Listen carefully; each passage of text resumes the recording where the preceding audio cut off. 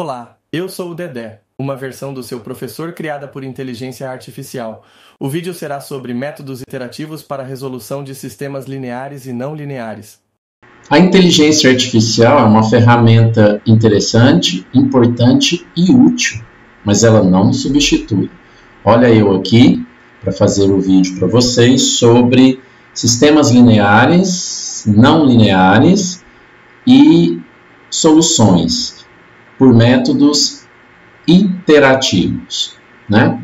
Bom, vamos identificar aqui o que é um sistema linear e um sistema não linear. Um sistema linear, eles são equações lineares com variáveis iguais. Então, olha só, aqui é uma equação linear, aqui é uma outra equação linear. Pode ter 10 equações, 10 incógnitas e por aí vai. Tá bom? Isso aí só vai mudar se ele é mais encorpado ou não.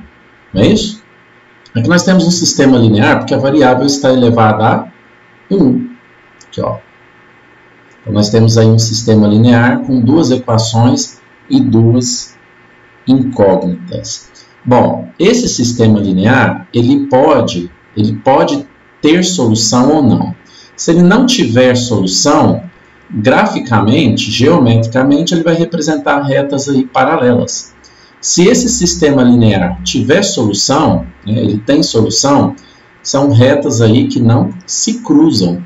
Então, esse sistema não terá solução. Bom, e um sistema não linear, igual este aqui, ó. Temos um exemplo aqui de um sistema não linear.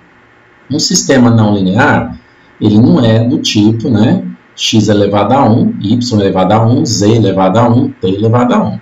Ele vai ter uma função seno, ele pode ter uma função cosseno, ele pode estar no expoente, ele pode ter um ln. Então, eu dei um exemplo aqui de um sistema de equações não linear. Aqui, ó. Aqui tem seno, né? Aqui tem um e elevado a y. Poderia também ser um x ao cubo, um x à quarta, um x ao quadrado e etc. Tudo isso caracteriza um sistema não linear. Bom, para resolver esses sistemas, para achar a resposta desse sistema, nós temos o método direto e os métodos iterativos, né? O método direto, você até provavelmente pode ter visto isso no ensino médio. Ele sempre dá certo, tá? E ele é feito para, quando eu falo sempre dá certo, ele não vai divergir, igual os métodos iterativos. Então, ele sempre dá certo.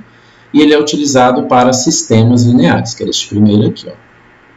E o método mais comumente utilizado, né, que a gente vai assistir por aí, as resoluções, é o método chamado de eliminação de Gauss. Nós não vamos fazer nas aulas porque é um método direto, não é o nome da nossa matéria aí.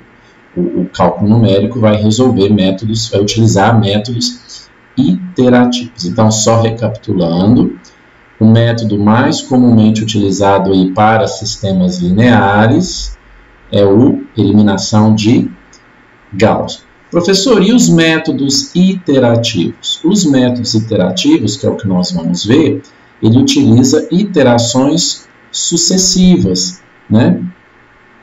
Onde uma resposta, né, um cálculo, utiliza o cálculo anterior. Então, são iterações sucessivas. Ele serve para sistemas lineares e também para sistemas não lineares. Ele pode ou não convergir. Se ele não convergir, nós teremos aí erros e soluções imprecisas. Então, o interessante é ele convergir, né?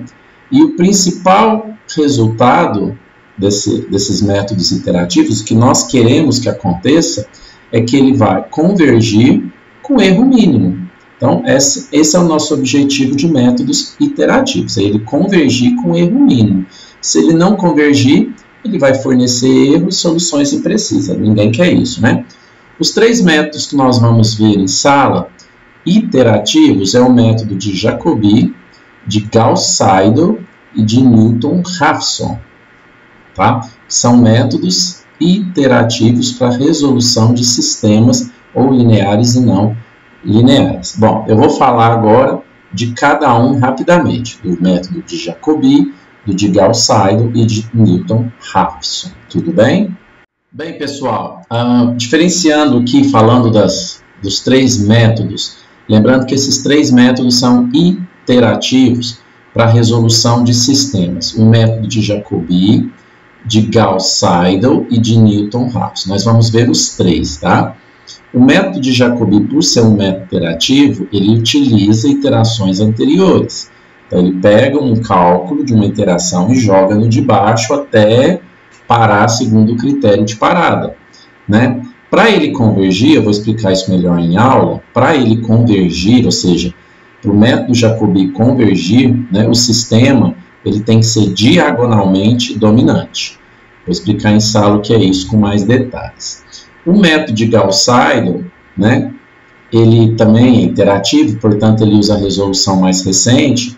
Então, aquela resolução que der, se for o critério de parada, aquela é a resposta. Se não for, continua na iteração de baixo, tá?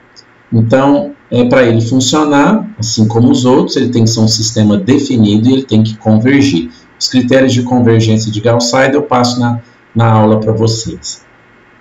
E o de Newton-Raphson, tá? Eu vou utilizá-lo para sistemas não lineares. Lembra lá aqueles sistemas? Por exemplo, x ao quadrado mais y ao quadrado igual a 3.